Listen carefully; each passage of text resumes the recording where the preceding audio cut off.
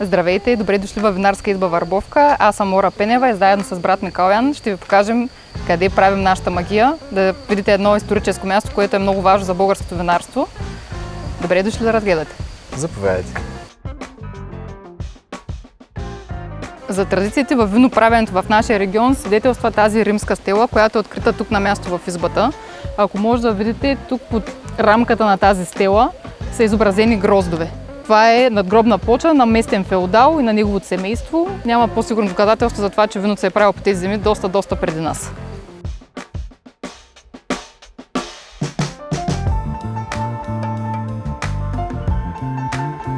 Първото вино, което направи по-популярни, доколкото сме популярни, е кайлъшкият мискет. Той е български сорт, много интересен, много комплексен, с жесток потенциал за отлежание в бутилката, колкото да е странно за бяло вино. Работим доста засилено също и с гъмза, която е много типична за нашия регион, като е важно да уточним, че гъмзата, с която ние работим, е сухиндолска. Тя е доста по-различна от тая в северо-западна България.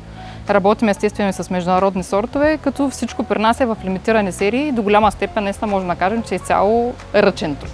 Винаги се стараем, това, което правим, да има достатъчно характер и душа, колкото и да е клиширано. Просто правейки малки серии, човек има свободата да изразява себе си по начина, по който смята, че иска да бъде възприет от другите. Стараем се да правим неща, които да вълнуват хората, да изпитат емоция от това нещо. Супер окей сме нещо да не се хареса от един човек, а друг човек да се влюби в него, защото това показва най-важното, че има характер. Единствените неща, които се харесват на всички, са тези, които нямат. С тази работа се захванахме по стечение на обстоятелства и по наследство, тъй като и двамата ни родители са технолози, работили са в Сухиндол, един от най-значимите големи винпроми на времето. Оттам нататък, сбъдвайки своята мечта да имат нещо тяхно, закупуват избата във Върбовка през 1999 и вече доста години сме тук.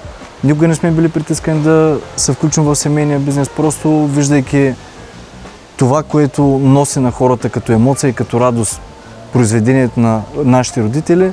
Веднага се запалихме и счетохме, че тая мисия и тая идея става наша.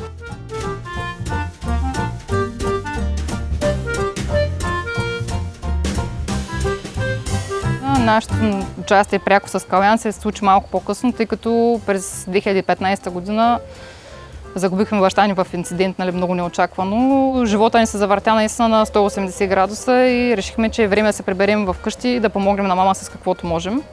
Реално в началото пътя ни беше доста труден, както в много начинания в България с малък бизнес, но удовлетворението, което изпитваме от това, което правим, наистина усещане с хора, които могат да го оценят, ни дава постоянно стимул да продължаваме да правим това, с което се занимаваме. Понеже сме много малък екип и, както Калян каза, всеки се занимава с няколко дейности. Аз съм етикетираща машина, отделно съм маркетинг специалист, отделно се занимавам с фактури и бумаги, той е хоби ратайн, както се нарича сам Ратайко едно, главен технолог и какво ли не, мама е главен технолог, главен градинар, изобщо всички сме оплътнени с доста дейности и не можем често да приемаме гости при нас. Днес е един от любимите ни празници, дните на отворени врати, 2 поредни дни в уикенда, посрещаме гости при нас на избата. На свободен принцип, доста е така динамично и считам, че хората много ценят възможността да видят нещо, което винаги са знаели, че има, тъй като повечето им посетители са местни, но не са виждали всъщност това съкровище.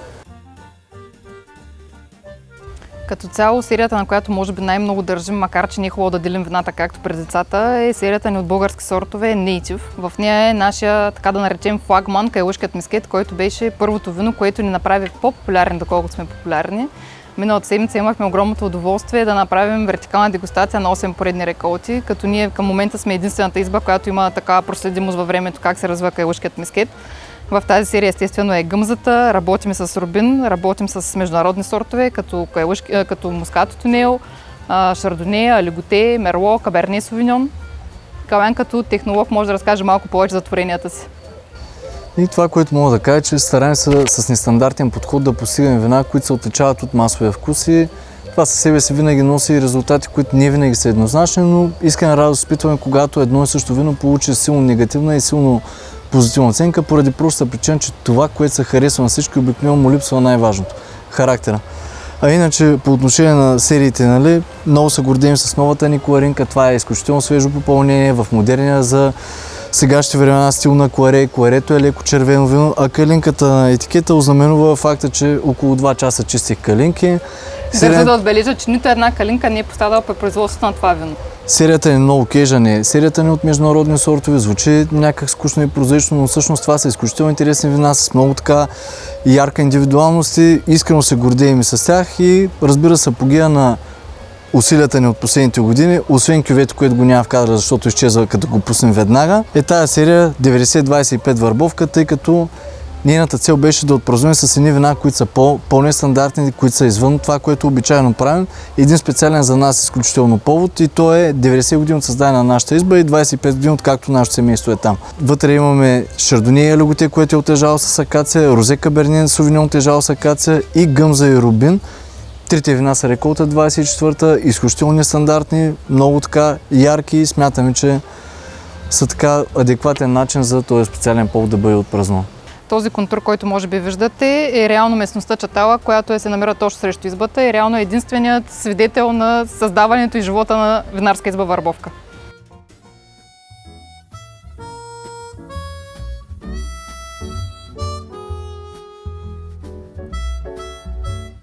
Реално това е, ако можем да го наречем, нашата съкровищница, най-интересната част от избата за посетители и нещо, което носи най-голяма история. Това е реално първото помещение, което е построено в избата през 1934 година още. В него са разположени доста големи бъчви. Най-големите от тях са над 17 тона вместимост, като такова нещо в България в момента почти никъде не може да бъде видяно. Установихме с изненада дори за нас, че вторите най-големи бъчви в България запазени в момента са при нас. За съжаление, тези бъчви вече не ги използваме, тъй като те не са пригодни в момента за експлоатация, нали? За съжаление не можем да намерим човек, който би могъл да ги реставрира. Нали? Като виждате мащаба, сами може да предположите, че тези бъчви са сгубявани тук на място.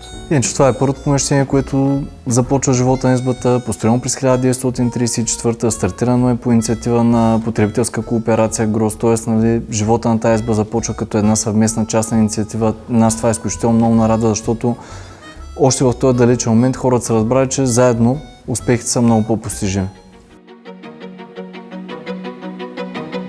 След това, което видяхме пътувайки насам е всъщност, че избата представлява едни много дълги коридори. Това е много лесно обяснимо, благодарение на факта, че след като била национализирана през 1945-та, избата става част от състава на Винпрома в град Павликени, като тя и избата в село Димча произвежда червените вина, избата в село Лисчери произвежда белите вина. И във Винпрома в град Павликени всъщност вино не се е произвеждал, там отиват готови вина от горе упоменатите три изби, където се стабилизират и бутилират, т.е. наистина са гордени с факта, че това предприятие под една или друга форма е участвало активно в българския винен живот и много се радвам, че имаме шанса след това много могъщо индустриално минало да успеем да му вдъхнем нов живот в съвсем различна форма. Това са стоманобетонни резервоари, те са много типични за винопроизводството на Франция и Италия. Реално това нещо не е стена, това е съд за съхранение, като на тази табелка пише вместимостта на съда. Тоест този съд е над 27 000 литра. За съжаление вече не ги използваме, защото винарския бранш в България, лозарския потенциал все повече намаляват и нямаме суровина, с която да запълним такъв голям съд. Нямаме и пазар.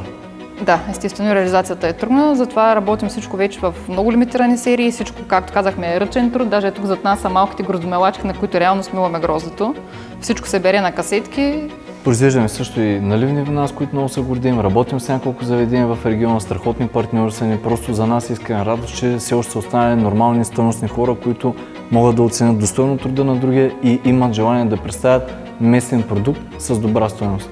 В едно така много по-различно бъдеще от това, което е светлото минало, за което всички нали, носталгично се усмихват и спомнят, и истината е, че шанса за българското вино са малки производители с много така шарен подход. Тук нали, липсата на много голяма традиция в един момент за нас е страхотен плюс, защото всеки може да имплементира неговата визия. И ние на една изключително малка територия и площ може да покажем завидно разнообразие от български и международни сортове, от стилистики, от разбиране за виното и всъщност това е актива и реално модерното лице на българското вино, колкото и нескромно да звучи, са хората, които стоят зад него. Те са истински актив. Всичко друго вече не е в тази посока. Изключително важно са реално и българските сортове. Те са нещо, което ни отличава от останалия винен свят и ни дават някакъв потенциал. Често имаме дегустации с чужденци. Това забелязваме, че доста добре се възприемат нашите сортове, като Кайлушки, Мескет и Гъмза. Дори скоро имахме дегустация на италианска група. Те така доста бурно реагираха на калушка мискети на гъмзата, казаха, че доста напомнят на техни местни сортове, типични за региона на Тренто, мисля, че беше. Та стана много забавно в един момент италианци да искат да си купят българско вино. Нали? Това е изключително постижение. Не само да ти кажат браво, много е хубаво, да искат да си купят, да почнат да правят някакви схеми за куфари, как да чекират куфара, да могат да си вземат вино и реално си купиха.